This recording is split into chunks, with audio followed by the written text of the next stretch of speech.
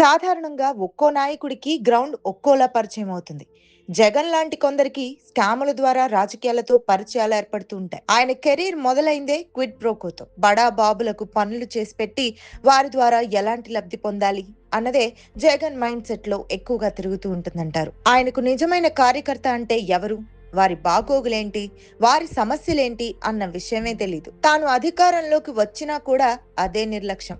దీంతో గత ఎన్నికల్లో దారుణమైన ఓటమి ఎదురైన పరిస్థితులు. ఇప్పుడు కూడా ఆయనేమీ సుతరాయించలేదు. ఆయనకు అధికారం అంటే కేవలం అక్రమ మార్గంలో సంపాదించే వెసులుబాటంతే, ఇంకేం లేదు. అదే లోకేష్ విషయానికొస్తే ఆయన అలా కాదు. ఆయన 2013లో పొలిటికల్ ఎంట్రీ ఇచ్చిందే కార్యకర్తలకు సంబంధించిన అంశంలో. ఈ విషయంలో లోకేష్ కన్నా కార్యకర్తలే ఎంతో లక్కీ. కార్యకర్తలను, వారి అవస్థలను దగ్గర నుంచి పరిశీలించిన లోకేష్ వారికంటూ ఒక జీతం ఉండాలని మొదట కోరుకున్నారు. అది తర్వాతి రోజుల్లో జన్మభూమి కమిటీలకు ప్రేరణగా మారింది. అంతేకాదు, వాలంటీర్ వ్యవస్థకు ఇదే స్ఫూర్తి.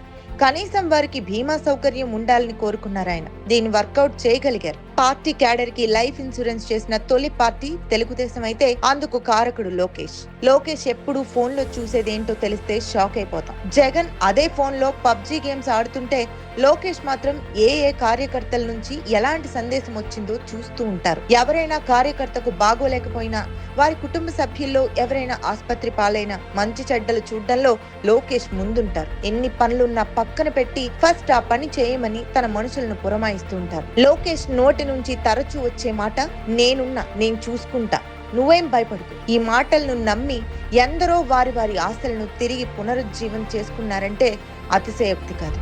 ఆయన ఆలోచనలన్నీ కార్యకర్తల చుట్టూనే తిరుగుతూ ఉంటాయి. అందుకే మీరు కావాలంటే చూడొచ్చు, నాయకులతో అయినా సీరియస్ గా ఉన్నట్టు కనిపిస్తారేమో తెలియదు కానీ కార్యకర్తలతో మీటింగ్ అంటే చాలు ఆయనకు ఎక్కడలేని సంతోషం వచ్చేస్తుంది. వారిని ఎప్పుడెప్పుడు కలుద్దామా అని ఎదురు చూస్తూ ఉంటారు. లోకేష్ నమ్మే సిద్ధాంతం వల్ల ఒకటే, కార్యకర్తలు మాత్రమే. తమ తమ సొంత సొమ్ముతో పార్టీకి విశేష సేవలు అందిస్తుంటారు. వారికి ఇదేదో వస్తుంది, అదేదో రాబోతుంది అన్న ఆలోచనలే ఉండవు.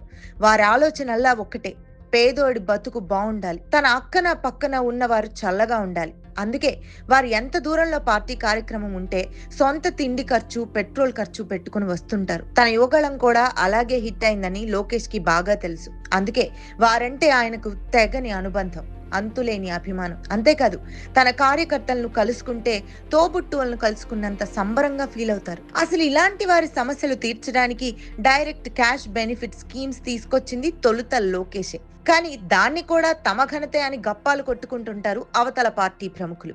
కానీ లోకేష్ ఎక్కడా ఎలాంటి వాటికి స్పందించరు. ఎందుకంటే సగటు కార్యకర్త బాగున్నప్పుడే పార్టీ బాగుంటుందని ఆయన బలంగా విశ్వసిస్తారు. అందుకు తగినట్టుగానే తన పథక రచన చేస్తారు. ఒక కార్యకర్తకు ఏదైనా పదవి వచ్చే అవకాశం ఉంటే వెంటనే వచ్చేలా చేస్తారు. ఎందుకంటే తన కెరీర్ మొదలైందే అక్కడి నుంచి. వారితో సావాసం చేసి ఎన్నో గ్రౌండ్ లెవెల్ విషయాలను తెలుసుకుంటారు ఆయన. అందుకే ఆ రైతు మట్టిని నమ్మినట్లు లోకేష్ తన పుట్టింటి మనుషులైన కార్యకర్తలను ఎక్కువగా విశ్వసిస్తారు. వారితోటిదే జీవితంగా గడపాలని శతవిధాలా ప్రయత్నిస్తారు. ప్రస్తుతం లోకేష్ కి ప్రమోషన్ లభించింది. జాతీయ కార్యదర్శి నుంచి వర్కింగ్ ప్రెసిడెంట్ అయ్యారాయన. ఈ పదవి తనకన్నా మించి తన వాళ్లకు, తన కార్యకర్తలకు ఎక్కువగా ఉపయోగపడాలని కోరుకుంటారు లోకేష్. ఎందుకంటే ఒక పార్టీ నాయకుడిగా ఆయన జన్మస్థానం, కర్మస్థానం అదే కాబట్టి. అందుకే కార్యకర్త అంటే కార్యకర్త కాదు, వారు మన యజమానులని అంటారు లోకేష్. అది లోకేష్ కి తెలిసిన రాజకీయ కర్తవ్యం.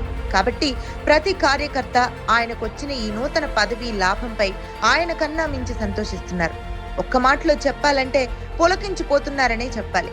అందుకే లోకేష్ అంటారు, నా కర్త, కర్మ, క్రియ వాళ్లే, కార్యకర్తలే అని.